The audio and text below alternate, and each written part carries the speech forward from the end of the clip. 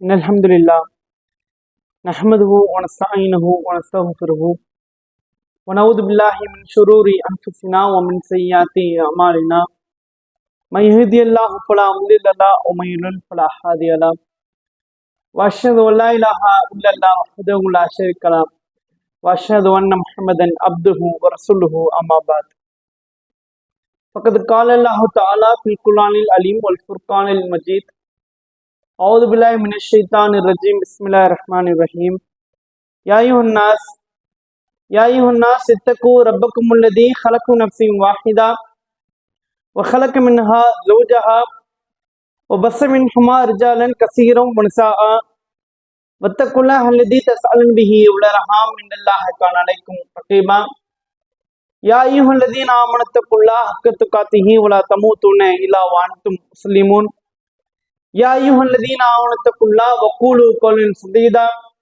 يصلح لكم أعمالكم يغفر لكم ذنوبكم ومن يطع الله ورسوله فقد فاز فوزا عظيما قال صلى الله عليه وسلم إن أصدق الحديث كتاب الله وأحسن الهدي هدي محمد وشر الأمور محدثاتها وكل محدثة بدعة وكل بدعة ضلالة وكل ضلالة في النار.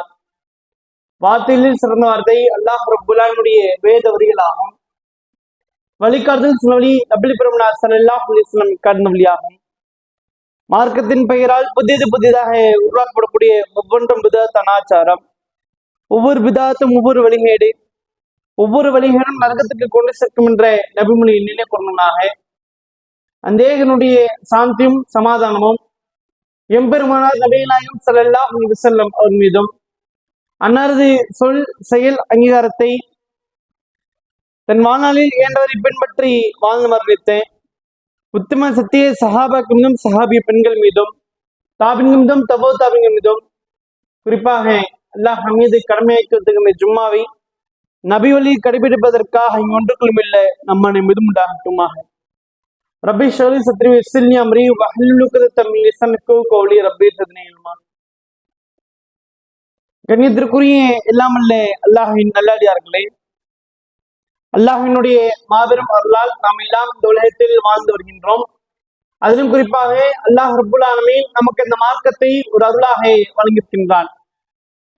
இந்த மார்க்கத்தை பெற்றுக்கொண்ட நான் கடந்த காலங்களில் நம்முடைய வாழ்க்கையை உண்மையாகவே இஸ்லாம் நமக்கு சொன்ன அடிப்படையில வாழ்க்கையை நம்ம அமைத்துக் கொண்டு இருக்கின்றோமா என்று பார்த்தால் நிச்சயமாக இல்லை என்பதுதான் அதற்குண்டான பதிலாக இருக்கின்றது. ஒரு முஸ்லிம் என்றால் யார் என்று நாம் சொர்க்கத்தை இலக்காக வைத்து பயணிக்கூடிய நபர்களை கேட்டோம் சொன்னா அவருடைய நாவிலிருந்து வரக்கூடிய பதில், யாரு தாடி வச்சிட்டு இருக்காங்களோ அவங்கதான் முஸ்லீமு, யாரு தொழுகிறாங்களோ அவங்கதான் முஸ்லீமு. இந்த ரெண்டே பதில் தான் மாற்றி மாற்றி வரக்கூடியதாக இருக்கின்றது.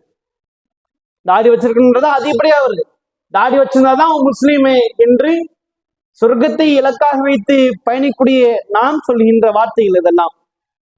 உண்மையாகவே ஒரு முஸ்லீம் என்று சொன்னால் யார்? முஸ்லிம் என்ற வார்த்தைக்குண்டான அர்த்தம் என்ன? கட்டுப்பட்டவர். அல்லாஹும் அல்லாஹுடைய தூதரும் தனக்கு சொல்லிருக்கிற தனக்கு என்னென்ன விஷயங்களை கட்டளையிட்டு இருக்கிறாலும் அந்த கட்டளைகளுக்கு உயிர் கூடியவர் தான் ஒரு முஸ்லீம். தனத்துல சொல்லப்பட்டிருக்கிற ஒவ்வொரு போதனைகளையும் பின்பற்றக்கூடியவர் தான் ஒரு முஸ்லீம். அப்பேற்பட்ட முஸ்லிம்களாக நாம் இருக்கின்றோமா? சிந்திச்சு பார்க்கணும். நாம் முஸ்லீம் என்று சொல்கின்றோம், உண்மையாகவே நாம் முஸ்லிம்களாக வாழ்ந்து கொண்டிருக்கின்றோமா? நமக்கு சொல்லப்பட்டிருக்கிற கட்டளைகள் எக்கச்சக்கமான ஏராளமான விஷயங்களாக இருக்கின்றது. அந்த விஷயத்தையெல்லாம் நாம் கடைபிடிச்சிட்டு இருக்கிறோமா? எப்படியும் வாழ சொல்லியிருக்கிறானோ அதன்படி வாழ்கின்றோமா என்று கேட்டால் நிச்சயமாக கிடையாது. உதாரணத்திற்கு இந்த ஜும்மாவுடைய நேரத்தில் விரைந்து வரக்கூடியதை நாம் எடுத்துக்கொண்டோம் சொன்னா அதற்குண்டான நன்மைகளை குறித்து நமக்கு ஏற்கனவே தெரியும், இப்பதான் தெரிஞ்சுக்க போறோம் என்பது கிடையாது. எத்தனையோ உரைகள் நமக்கு சொல்லப்பட்டிருக்கிறாங்க. அப்படி சொல்லப்பட்டிருந்தாலும் அதுல அலட்சிய போக்கு காட்டுறோம், அதுல பொடுபோக்குத்தனத்தை காட்டுறோம், அதுல வந்துட்டு நாம பிற விஷயங்களுக்கு முக்கியத்துவத்தை கொடுத்துட்டு உலகத்துடைய ஆதாயத்திற்கு முக்கியத்துவம் கொடுத்துட்டு நம்மளுடைய வாழ்க்கையில எதற்காக படைக்கப்பட்டோமோ அந்த நோக்கத்திற்குண்டான வாழ்க்கையை வாழாம இருக்கிறோம். முதல்ல வரக்கூடியவங்க ஒரு ஒட்டகத்தை குர்பானி கொடுத்த நன்மை. இரண்டாவது நேரத்துல வரக்கூடியவங்க ஒரு மாட்டை குர்பானி கொடுத்த நன்மை. மூன்றாவது நேரத்துல வரக்கூடியவங்க ஒரு கொம்புடைய ஆட்டை குர்பானி கொடுத்த நன்மை. நான்காவது வரக்கூடிய ஒரு கோழி, ஐந்தாவது நேரத்துல வரக்கூடிய ஒரு முட்டை. இந்த நன்மைகள் குறித்து நமக்கு ஏற்கனவே சொல்லப்பட்டு இருந்தாலும் அதுல அலட்சிய போக்கு காட்டும். 1 மணிக்கு தொழுகுன்னு சொன்ன, 1 மணிக்கு பாங்குன்னு சொன்ன, ஒரு 10 நிமிஷம் கணக்கு போட்டு இங்க இருந்து அங்க போறதுக்கு ஒரு 10 நிமிஷம் இல்ல ஒரு 1/4 hour ஆகும். நம்ம ஒரு 12:45 வரைக்கும் வியாபாரம் பண்ணிட்டு நம்ம வந்துட்டு அதுக்கப்புறம் போகலாம் என்று நினைக்கிறோம். நாம கணக்கு போடுறதெல்லாம் எப்பவுமே சரியானதாக அமையாது. இறுதி நேரத்துல ஒரு வாடிக்கையாளர் நம்ம தேடி வரலாம், ஒரு கஸ்டமர் வரலாம், அல்லது நாம செல்லக்கூடிய பாதையில ஏதேனும் ஒரு தடங்கள் இருக்கலாம். சாலை அவங்க மூடி வச்சிருந்திருப்பாங்க, அல்லது டிராபிக்கா இருக்கும். ஏதேனும் ஒரு விஷயம் நம்மளால இந்த இடத்துக்கு குறிப்பிட்ட நேரத்துல போக முடியலன்னா வானம் ஏட்ட மூடிட்டு வந்துருவாங்களே, அப்ப அந்த நன்மை நமக்கு தேவையில்லையா? என்னன்னு சொன்னா, ஆரம்பத்துல ஒரு 5 வருஷத்துக்கு முன்பாக, ஒரு 7 வருடத்திற்கு முன்பாக நாம ஈடுபாடு காட்டினவர்கள் தான். நன்மைகளை எப்படியெல்லாம் கொள்ளடிக்கலான்னு அதை குறித்து மட்டுமே யோசிந்த நபர்கள் தான். தற்போது இப்படியே உலகத்துடைய இன்பத்தின் பக்கம் சாய்ந்த மக்களாக நாம் மாறிட்டு இருக்கிறோம். நாம என்ன நினைக்கிறோம், இன்னொரு 1 மணி நேரம், ஒரு 1/2 மணி நேரம், 3/4 மணி நேரம் கடையை திறந்து வச்சா வியாபாரம் கொட்டிரும், வியாபாரம் வந்துடும், கள்ளப்பட்டுல காசு வந்து நினைக்கிறோம். அல்லாஹ் நாடாம ஒரு பைசா நம்மளுடைய கள்ளப்பட்டிக்கு வர 12 மணி நேரம் 13 மணி நேரம் நம்ம கடையை திறந்து வச்சாலும் சரி, அல்லாஹ் நாடாம ஒருத்தர் நம்ம தேடி வர முடியும். ஆனால் நாம் அல்லாஹும் அல்லாஹ் தூதரும் நமக்கு சொன்னபடி வாழ்க்கையை அமைத்துக் கொண்டு, இஸ்லாம் சொன்னபடி வாழ்க்கையை வாழ்ந்துட்டு, நம்ம ஒரு 3 மணி நேரம் 4 மணி நேரம் கடையை திறந்தாலும் கூட அல்லாஹ் ரப்புல் ஆலமீன் நமக்காக வச்சிருக்கிற ரிஸ்க் நம்மை நோக்கி வந்துடும். நமக்குண்டான ஹக்கை நாமே பெற்றுக்கொள்ளும். இப்ப இஸ்லாம் நமக்கு என்னென்ன சில இருக்கிறோம் அதை கண்டுபிடிக்கணும். 62வது அத்தியாயத்திலே அல்லாஹ் ரப்புல் ஆலமீன் சொல்லி காட்டுகின்றான், யா அய்யுஹல்லதீன ஆமனு, ஈமான் கொண்ட மக்களே, இறை நம்பிக்கை கொண்ட மக்களே, இதா நூதில் சொலாத்தி யோமில் ஜும்ஆ, ஜும்மாவுடைய நாள்ல தொழுகையின் பால் அழைக்கப்பட்டால் ஃபஸ்அவு இலா திக்ரில்லாஹ், அல்லாஹ்வின் பால் விரைந்து ஓடி வந்துருங்க. உங்களுடைய வியாபாரத்தை நீங்க விட்டு விடுங்க. வியாபாரத்தை விட்டுட்டு வான்னு அல்லாஹ் சொல்றா. சொல்லிட்டு அடுத்த வசனத்துல அல்லாஹ் சொல்றான், ஃபைதா குலித்து ஸலாத்து, அந்த தொழுகை முடிஞ்சிருச்சுன்னு, நீ வந்த வேலை முடிஞ்சிச்சுன்னு சொன்ன, பூமியில போயிட்டு பறந்து விரிந்து, ஒபுத்தஹூமின் ஃபதுலில்லாஹ், அல்லாஹ் உனக்கு வச்சிருக்கிற அருளை நீ தேடிக்க. ஃபர்ஸ்ட் ப்ரிஃபரன்ஸ், ஃபர்ஸ்ட் முக்கியத்துவத்தை நீ எனக்கு கொடு. உன்னை எதற்காக படிச்சிருக்கிறேனோ அந்த நோக்கத்தை நீ ஃபுல்ஃபில் செய். மறுமைக்காக நீ வாழு. தொழுகை முல்ல நிறைவேற்று, வியாபாரத்தை விட்டுட்டு வா. முடிச்சிட்டியா, அதுக்கப்புறம் நீ போ. உனக்காக நான் செஞ்சு வச்சிருக்கிற அருளை நீ தேடிக்கொள். அப்படி நாமே நம்முடைய வாழ்க்கையை அமைச்சுக்கணும். அல்லாஹ் சொன்ன கட்டளைக்கு கட்டுப்பட்டு நடக்கூடிய நபர்களாக இருக்கணும். இன்னும் அல்லாஹ் சொல்றான், யா அய்யுஹல்லதீன ஆமனு, நம்பிக்கை உள்ள மக்களே, அத்தீஉல்லாஹி வ அத்தீஉ ரசூலே, நீங்கள் அல்லாஹ்வுக்கு கட்டுப்படுங்க, அல்லாஹ்வுடைய தூதருக்கு கட்டுப்படுங்க. வலா துப்திலு ஆமாலக்கும், உங்களுடைய செயல்களை நீங்கள் பாழாக்கிறாதீங்க. சொல்லப்படக்கூடிய அல்லாஹ் ரப்புல் ஆலமீன் திருமறை குர்ஆனிலே பல வசனங்களிலே பேசக்கூடிய எல்லா விஷயங்களும் யா அய்யுஹல்லதீன ஆமனு, ஈமான் கொண்ட மக்களே, இறை நம்பிக்கை கொண்ட மக்களே, அல்லாஹ் நம்ம எனக்கு தான் சொல்றான். யா அய்யுஹல்லதீன ஆமனு உதுஹலு ஃபி ஸில்மி காஃபத்தன், இஸ்லாத்திலே நீ முழுமையாக வந்துருங்க. உள்ள வந்துட்டீங்கன்னு சொன்னா உங்களுக்கு சொல்லப்பட்டிருக்கிற ஒவ்வொரு விஷயத்தையும் நீங்கள் கடைபிடியுங்கள். உங்களுடைய வாழ்க்கை இஸ்லாம் எப்படியெல்லாம் வாழ செய்திருக்கிறோம் அதன்படி நீங்கள் அமைத்துக் கொள்ளுங்கள். அப்பேற்பட்ட வாழ்க்கையை வாழக்கூடிய நபர்களாக நாம் இருக்கணுமா இல்லையா? சொல்லப்பட்டிருக்கிற ஒவ்வொரு போதனைக்கும் நாம முக்கியத்துவம் கொடுக்கணுமா இல்லையா? அதை விட்டுட்டு உலகத்துடைய ஆதாயின் பக்கம் சாய்ந்த மக்களாக நாம தற்போதைய காலங்கள்ல மாறிட்டு இருக்கோம். அல்லாஹ் கேட்கிறான், யா அய்யுஹல்லதீன ஆமனூ, ஈமான் கொண்ட மக்களே, மாலக்கும், உங்களுக்கெல்லாம் என்ன நடந்தது, என்னாச்சு உங்களுக்கெல்லாம்? இதா கீழக்கும் இன்ஃபிரு சபீலில்லாஹ், அல்லாஹ்வின் பாதையிலே வாங்க, அல்லாஹ்வின் பாதையில நீங்கள் புறப்படுங்க, அல்லாஹ்வின் பாதையில நீங்கள் பாடுபடுங்க என்று இடத்துல சொல்லப்பட்டால், இஸ்ஸா குல்தும் இலல் அர்ள், பூமியின் பக்கம் நீங்கள் சாய்ந்து விடுகிறீர்கள், அரலித்துமில் ஹயாத்தி துன்யா இல் ஆখিরা, மறுமையோடு ஒப்பிட்டு இந்த உலக வாழ்க்கை போதும்னு நீங்க நினைச்சிட்டீங்களா? மறுமைக்கு பகரமாக உலகத்தை நீங்கள் பெற்றுக் கொண்டீர்களா? மறுமையோடு ஒப்பிட்டால் இந்த உலகம் ஒன்றுமே கிடையாது என்று அல்லாஹ் ரப்புல் ஆலமீன் தன் திருமறை குர்ஆன்ல சொல்லி காட்டுகின்றார்.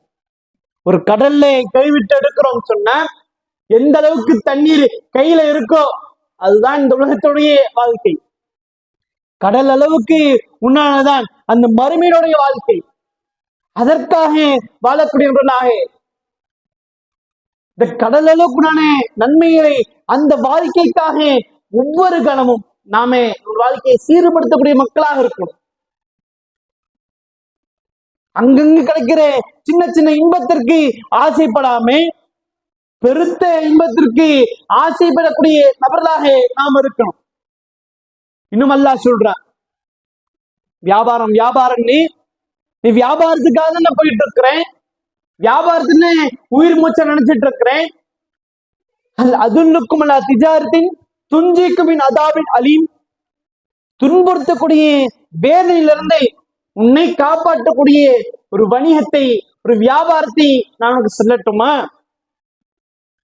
மறுமையினால துன்புறுத்துறேன், உனக்கு கஷ்டத்தை தரக்கூடிய அந்த நரகத்திலிருந்து உன்னை காத்து கொள்ளக்கூடிய, வேதனையிலிருந்து உன்னை தற்காத்துக் கொள்ளக்கூடிய ஒரு வணிகத்தை நான் சொல்றேன், அதை பற்றி பிடித்துக்கொள். பில்லாஹி வ ரசூலிஹி, அல்லாஹ்வை ஏத்துக்கோ, அல்லாஹ்வுடைய தூதரை நீங்கள் நம்ப வேண்டும்.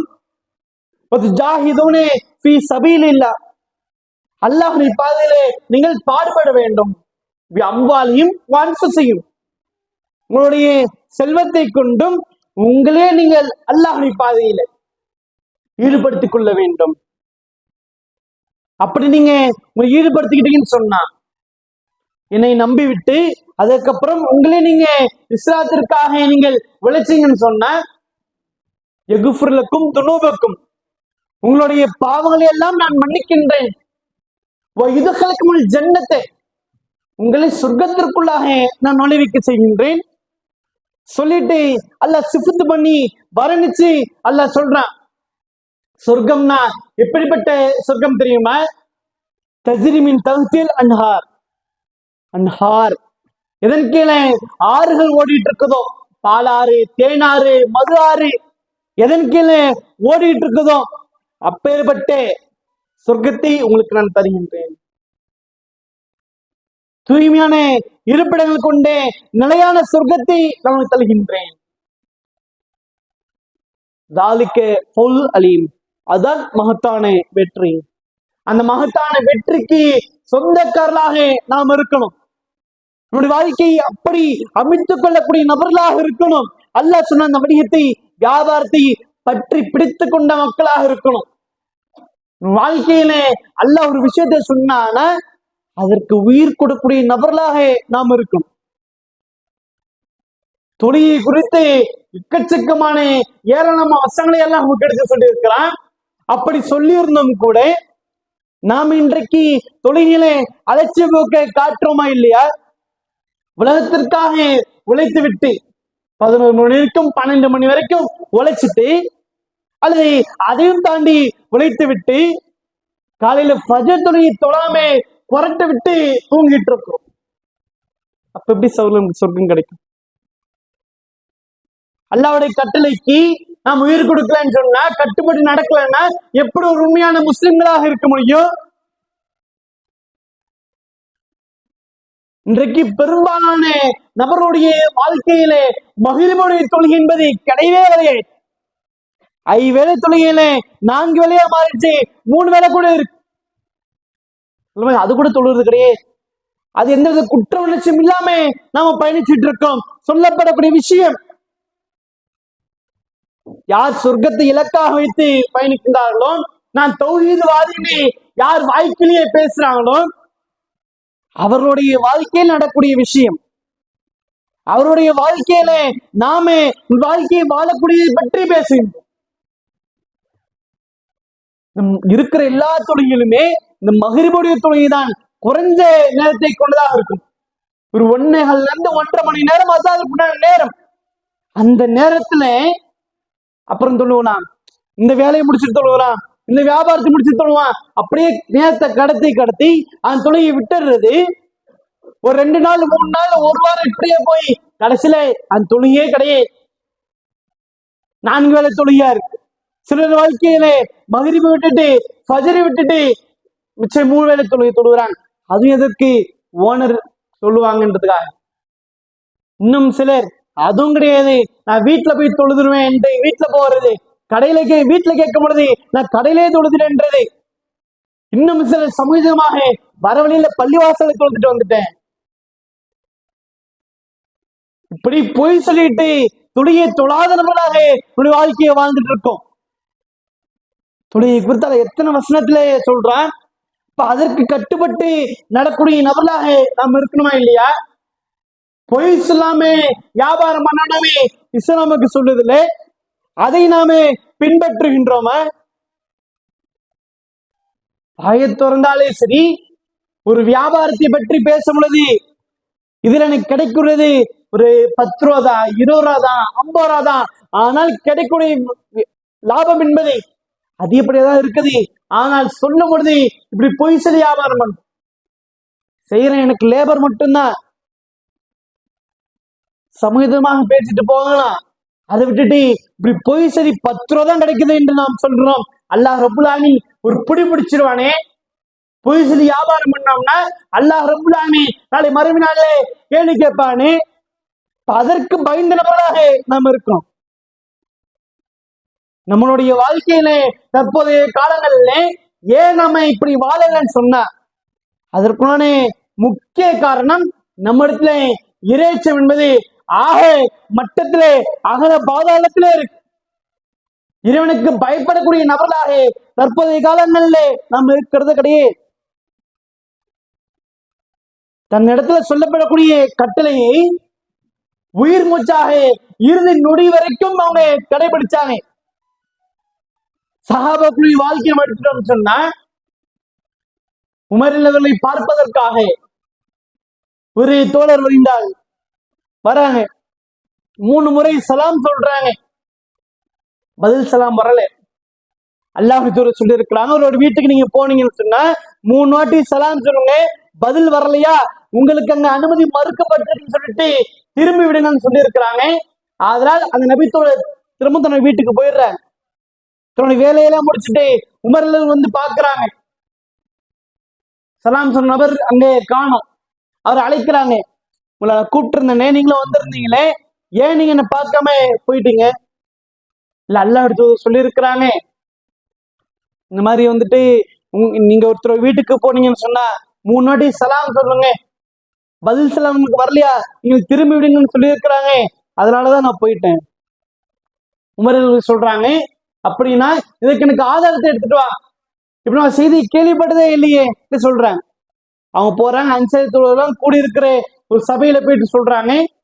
அங்க இருந்து அபு சயீத் அல் குத்ரில் அவர்கள் வருந்தால் வந்துட்டு அதுக்காக சாட்சி சொல்றாங்க. இந்த சம்பவம் எப்ப நடக்குது? அல்லாஹ் மரணத்திற்கு பின்பாக நடக்கூடிய ஒரு சம்பவம். தனது ஏற்கனவே சொல்லப்பட்ட ஒரு உபதேசத்தை உயிர் மூச்சாக பின்பற்றினால் நாம அப்படி நம்ம வாழ்க்கையை வாழணும். நம்ம இடத்துல சொல்லப்பட்டிருக்கிற ஒவ்வொரு விஷயத்திற்கும் உயிர் கொடுக்கக்கூடிய நபர்களாக நம்முடைய வாழ்க்கையை அமைத்துக் கொள்ளணும். அப்பதான் நாம எதிர்பார்க்கக்கூடிய அந்த சொர்க்கம் என்பது நமக்கு கிடைக்கும். சொர்க்கம் தான் இலக்குன்றோம்ல, அதற்காக உழைக்கக்கூடிய நபர்களாக, அதற்காக பாடுபடக்கூடிய நபர்களாக நாம் இருக்கணும். ஒரு பேர் ஒரு பயணத்தை மேற்கொள்றாங்க, புதையலை நோக்கி ஒரு பயணத்தை மேற்கொள்றாங்க. அப்படி போகக்கூடிய சமயத்துல அங்கங்கே கொஞ்சம் கொஞ்சம் தங்க கட்டிகள் சிதறி போய் கிடக்கு, கொட்டிட்டு போயிருக்கிறாங்க. அவங்க அதுதான் தன்னுடைய புதையல் நினைச்சிட்டாங்கன்னு சொன்னா தனக்காக அங்க இருக்கிற பெரும் புதையலை அவங்க இழந்துருவாங்க.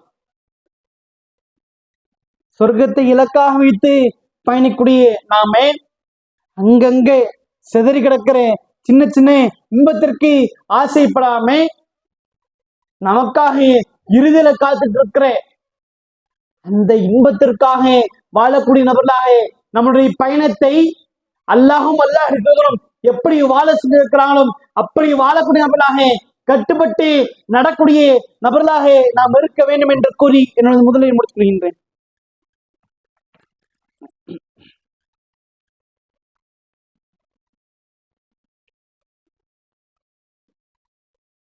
அன்பார்ந்த இல்லாமல்ல அல்லாஹின் நல்லடியார்களே, மறுமைதான் முக்கியம் மறுமைதான் முக்கியம்னு பேசிட்டு இருக்கிறீங்க, உலக வாழ்க்கை முக்கியம் இல்லையா என்று சிலருடைய உள்ளங்களை கேள்வி எழுப்புகின்றது. உலக வாழ்க்கை என்பது முக்கியம்தான், ஆனால் இந்த உலகத்துடைய வாழ்க்கை என்பது நாம வாழ்வதற்கான ஒரு விஷயமாக இருக்குமே தவிர இதிலே நாம மூழ்கிவிடக்கூடாது. அதுதான் எடுத்து சொல்கின்றோம். நம்மளுடைய நோக்கம் அந்த சொர்க்கம். அந்த சொர்க்கத்திற்காக வாழக்கூடிய நாம நமக்கு என்னென்ன கட்டளைகள் சொல்லப்பட்டிருக்கிறோம் அதையெல்லாம் பின்பற்றி விட்டு அதற்கப்புறமே உலகத்திற்காக நாம் பாடுபடும். சின்ன சின்ன இன்பத்திற்கு ஆசைப்பட்டுட்டோம் சொன்னா, உலகத்துடைய இன்பத்திற்கு வணிகத்துக்கு ஆசைப்பட்டுட்டோம் சொன்னா வெறுத்த இன்பத்தை நாம இழந்துரும். அன்னரஜுலன் அத்தா இலா நபி ஸல்லல்லாஹு அலைஹி வஸல்லம், ஒரு கிராமவாசி அல்லாஹ் எடுத்து வருகின்றார். இஸ்லாமிய மார்க்கத்தில் வாழ்க்கையை ஏற்றுக்கொள்கின்றார், அதை பின்பற்றுகின்றார். பல பீசுக்களில் கொஞ்ச காலம் கழிஞ்சு போகுது. உஹது போர்க்களத்துக்கான அறிவிப்பை அல்லாஹ் செய்யறாங்க. அப்ப அவர் இருக்கின்ற பொறுப்பை அல்லாஹ் கொடுக்கிறாங்க. கிராமவாசிக்கு இந்த பொறுப்பையும் தரல. இப்பதான் இஸ்லாத்துக்குள்ள வந்திருக்கிறாங்க, போர் என்ற பெரும் சுமையை எடுத்து கொடுக்கணும்னு சொல்லிட்டு இவருக்கு எந்த பொறுப்பையும் தரல. ஆனா அவங்க விடுற மாதிரி தெரியல.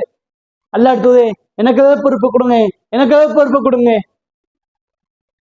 வாகனத்தை கண்காணிக்கிற காவலாளி பொறுப்பை அல்லாஹ் கிராமவாசி கொடுக்கிறாங்க. இந்த போர்க்களம் நடக்குது. அதிகமான கனிமத்து பொருளோட வெற்றியோட போர்க்களம் முடியும். ஊருக்கு திரும்பின உடனே அல்லாஹ் தூதர் கனிமத்து பொருளை பங்கிடுறாங்க. இது என்ன இருக்கு, இது என்ன இருக்கு, இது என்ன இருக்கு. அதுல ஒரு பங்கு எடுத்து காவலாளிகிட்ட கொடுத்து இதை அந்த கிராமவாசிட்ட ஒப்படைச்சிருங்க. அவங்க எடுத்துட்டு போயிட்டு அந்த கிராமவாசிட்ட கொடுக்குறாங்க. அந்த கிராமவாசி கேட்கின்றார், மகாதி இதெல்லாம் என்னது? பதிலளிக்கப்படுது, ஹாதி கஸ்மே, கஸ்முக்கு நபி ஸல்லல்லாஹு அலைஹி வஸல்லம், இதுவாகிறது அல்லாஹ் உங்களுக்காக பிரிச்சு கொடுத்த பங்கு இது, உங்களுக்கு சேர வேண்டிய ஹக்கு இது, உரிமை இது. அவர் அதை அப்படியே அள்ளி எடுத்து கொள்கின்றார். ஜாபிலா நபி ஸல்லல்லாஹு அலைஹி வஸல்லம் ஃபகால, அல்லாஹ் சொல்லிட்டு அதை எடுத்துட்டு வராங்க. அல்லாஹ் முன்னாடி வச்சுட்டு கேட்கறாங்க, மஹாதா ரசூலுல்லாஹ், அல்லாஹ் என்ன இது? அல்லாஹ் சொல்றாங்க, உங்களுக்கு சேர வேண்டிய ஹக்கு இது, உரிமை இது. நீங்கள் போர்ல கலந்து கொண்டீங்களே அதற்காக உங்களுக்கு சேர வேண்டிய பங்கு இது. வல்லாஹி, அல்லாஹ் மீது சத்தியமாக, மாலாஹாதா இட்டபோத்துக்கே, இதற்காகலாம் நான் ஒன்றும் உங்களை பின்பற்றவில்லை. இஸ்லாத்தை ஏற்றுக்கொண்டால், உங்களை பின்பற்றினால் கனிமத்து பொருள் கிடைக்கும், என்னுடைய வறுமை நீங்கும் என்பதற்காக உங்களை பின்பற்றவில்லை. வலாக்கின்னி இத்தபோத்துக்கே, என்றாலும் உங்களை பின்பற்றேன் எதற்காக தெரியுமா? வாஷரிலா ஹுல்கிஹி, தன்னுடைய தொண்டைக்குழியை சுட்டிக்காட்டி அவர் சொல்கின்றார். தன்னுடைய தொண்டைக்குழியை சுட்டிக்காட்டி அவர் சொல்கின்றார், நான் போர்க்களத்திலே கலந்து கொள்ள வேண்டும், எதிரிகளோடு நான் போர் செஞ்சிருக்கிறோம், எதிரியுடைய கூட்டில் இருக்கிற ஒரு அம்பு அதனுடைய இந்த கூர்மையான பகுதி என் தொண்டையை கிழிச்சு பின்புறத்துல வரணும். அந்த நிலையில நான் மரணிக்கணும், அந்த நிலையில நான் சொர்க்கத்திற்கு போகணும். அதற்காக தான் உங்களை பின்பற்றினேன் தவிர வேற எந்தவித நோக்கமும் ஆசையும் எனக்கு கிடையாது. இந்த கனிமத்து பொருள் அங்கே விட்டுட்டு போறாங்க. அல்லாஹ் அடுத்தது சொன்னாங்க, இவர் மாத்திரம் தான் பேசக்கூடிய குற்றலே உண்மையை பேசக்கூடிய நபராக இருந்தால் அல்லாஹ் இவரை உண்மைப்படுத்துவான். பல பீசு கலீலன், இந்த சம்பவம் நடந்து பல காலங்கள் ஆகுது, ரொம்ப நாள் ஆகுது. பின்னர் ஒரு போர்கள் நடக்குது. அதுல மரணிச்ச முஸ்லிம்களோட கண்ணெடுக்கிறேன். அதுல ஒருவர் தொண்டைக்குள்ளே அம்பு பாய்ச்சப்பட்டு மறந்து கிடக்கிறாங்க. அல்லாஹ்வுடைய தூதருக்கு செய்தி சொல்லப்படுது. அல்லாஹ்வுடைய தூதர் வந்தாங்க, வந்து பார்த்துட்டு கேட்கிறாங்க, ஆஹா இவர் அவர் தானே அன்னைக்கு வீரமா பேசிட்டு போனாங்க, நான் இஸ்லாத்தை ஏற்றுக்கொண்ட காரணம் அல்லாஹுக்காக உயிரை விடணுன்றதுக்காக, அவங்க தானே? நியாயமசுல்லா, ஆமா அவங்கதான். இவர் தான் பேசிய கூற்றிலே உண்மை பேசக்கூடிய நபராக இருந்தால் அல்லாஹ் இவரை உண்மைப்படுத்தி விட்டான். அல்லாஹ்ட்ட பிரார்த்தனை செய்யறாங்க, யா அல்லாஹ் ஹாதா அப்துக், இவராகிறவர் உன்னுடைய அடியார், வ அனஷாஹிதுன், இவர் உனக்காக உன்னோட திருப்திக்காக உன்னோட திருப்பறத்துக்காக மட்டும்தான் இங்க மறைச்சு கிடக்குறாங்க என்பதற்கு நானே சாட்சியால். யோசிச்சு பாருங்க, சிந்திச்சு பாருங்க. ஒரு கிராமவாசி ஏழ்மையில வாழக்கூடிய ஒரு நபர் கனிமத்து பொருள் என்று சொன்னால் எதிரிகள் விட்டு செல்லக்கூடிய பொருட்கள் ரொம்ப அதிகப்படியானதா இருக்காது, சொற்பளவுதான். அதுல இருந்து பங்கு போட்டு எல்லாரும் கொடுக்குறாங்க. அப்ப எவ்வளவு குறைவான விஷயம் தன்னிடத்துல கிடைச்சிருக்கும். இது சொற்பமான இந்த உலகத்துடைய இன்பம் இந்த நோக்கத்தை, மறுமையோட நோக்கத்தை சிதறடிச்சிடும், தவிடுபடி ஆக்கிறோம். வேண்டாம்னு தூக்கி வீசிட்டு தன்னுடைய இலக்கை நோக்கி அவன் போனான். தன்னுடைய இலக்கிலே உறுதியாக இருந்தான். நாம நம்மளுடைய வாழ்க்கை அப்படிப்பட்ட ஒரு வாழ்க்கையாக வாழணும். மறுமைக்காக வாழ்க்கை சொல்லக்கூடிய நாம வெறும் நாவிலிருந்து மட்டும் இல்லாம உள்ளத்திலிருந்து அதை வாழக்கூடிய நபர்களாக, இறைவனை அதிகமாக பயப்படக்கூடிய நபர்களாக நமக்கு சொல்லப்பட்டிருக்கிற ஒவ்வொரு கட்டளையிலும் பின்பற்றி இம்மையிலே வெற்றி பெற்று மறுமையிலே வெற்றி பெற்று சொர்க்கத்திலேயே உயர்ந்த சொர்க்கமான ஜன்னத்துல் ஃபிர்தௌஸ்ல நுழைக்கூடிய பாக்கியத்தை அல்லாஹ் ரப்புல் ஆலமீன் உங்களுக்கும் எனக்கும் தந்த அருள்குவானாக. வாஹிர் அல்ஹம்துலில்லாஹி ரப்பில் ஆலமீன். அஸ்ஸலாமு அலைக்கும் வரஹ்மத்துல்லாஹி வபரகாத்துஹு.